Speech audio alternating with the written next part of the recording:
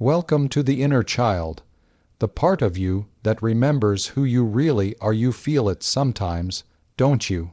That ache, that longing for something you can't quite name.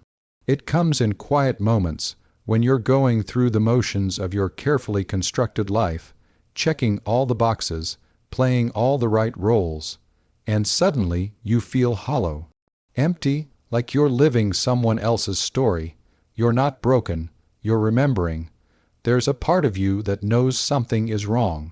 Not wrong in the sense of catastrophic, but wrong in the sense of misaligned.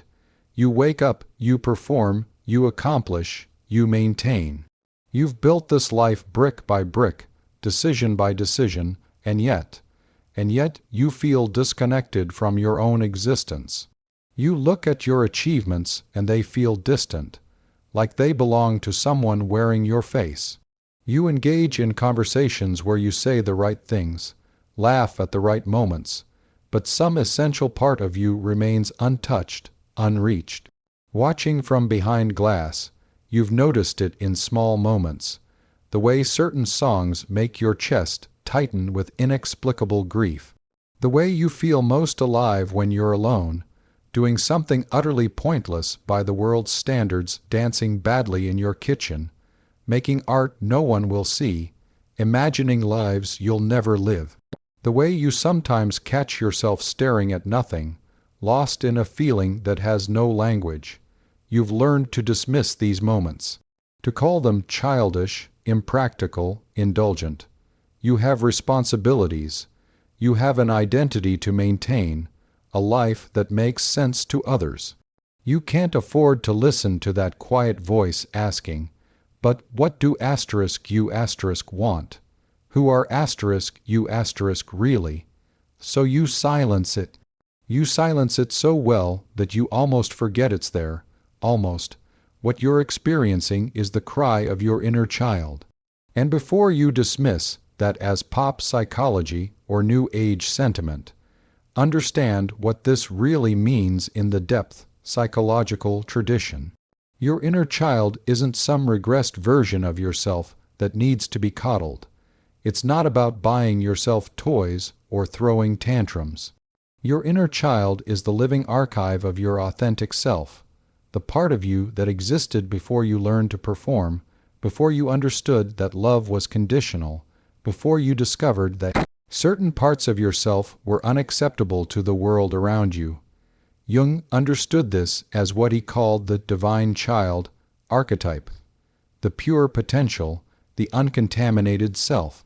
It's the you that existed before the layers of persona began to accumulate, before you learned that your sensitivity was weakness, before you discovered that your wildness needed to be tamed, before you understood that your dreams were impractical and your desires were selfish. You see, something happened to you, not necessarily something dramatic or traumatic, though perhaps that too. Something gradual and insidious happened. You learned the rules. You discovered which versions of yourself received approval and which invited rejection. You noticed which emotions were welcomed and which made people uncomfortable. You began the great compromise, trading authenticity for belonging, spontaneity for safety, truth for acceptance. This wasn't a conscious choice. This was survival. As a child, you needed the adults around you. You needed their love, their care, their approval. So you did what every child does. You adapted. You became who you needed to be to remain connected. You buried the parts of yourself that didn't fit, that were too much or not enough, that made others uncomfortable or angry or distant. And here's what's crucial to understand. You didn't just change your behavior. You internalized the rejection. You took those unacceptable parts of yourself, your intensity, your sensitivity, your creativity, your needs, your anger, your joy, your strangeness, and you locked them away in what Jung called shadow. You forgot they were even yours. Your inner child holds the memory of those lost pieces. That's why the ache feels so deep, so persistent, so much like grief. Because it is grief. You're mourning parts of yourself you sacrificed to survive, to belong, to become acceptable. But here's the revelation that changes everything. Your inner child never left. It's been there all along, waiting. Those moments of disconnection you feel, that's your inner child trying to get your attention. That inexplicable longing. It's a signal, a message from the part of you that still remembers who you really are. The life you've built, the one that feels hollow despite looking successful from the outside. It was built by your ego, your adapted self, the you that learned to survive. It's not bad or wrong, it was necessary, but it's incomplete. It's missing the essential ingredient, your soul. Your true nature, the specific, irreplaceable essence of you. This is what Jung called the individuation process, the journey of becoming who you actually are, not who you learned to be. And it begins with reclaiming your inner child, with listening to that part of you that still knows what brings you alive, what makes you feel real, what lights up something essential in your being. Your inner child speaks in feelings, not logic, in impulses, not plans, in desires that make no practical sense but feel urgently, achingly true. When you feel drawn to something, you can't explain a place, a practice, a way of being that's often your inner child guiding you home to yourself. The things you dismiss as childish or impractical, those are breadcrumbs. Your inner child is trying to show you the way back.